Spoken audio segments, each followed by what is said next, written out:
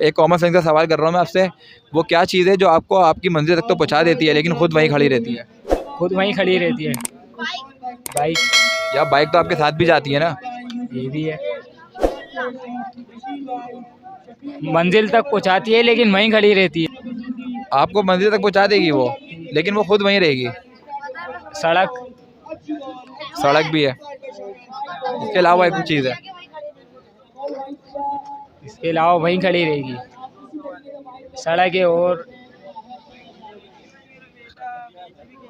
सड़क जवाब तो सही है, एक जवाब का सही है सड़क, लेकिन इसके अलावा एक और जवाब है।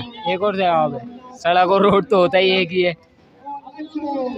मंजिल, बाइक साथ जाती है। मंजिल तो मंजिल तक तो मैं पहुँचा ही रही है ना वो।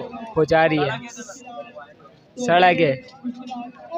चलो सड़क के अलावा मैं एक और बता देता हूँ, सीढ़ियाँ भी होती है। सीढ़ियाँ भी खुद खड़ी रहती हैं, हमें मंजिल तक पहुँचा देती हैं। चलो यार, बहुत शुक्रिया भाई आपका।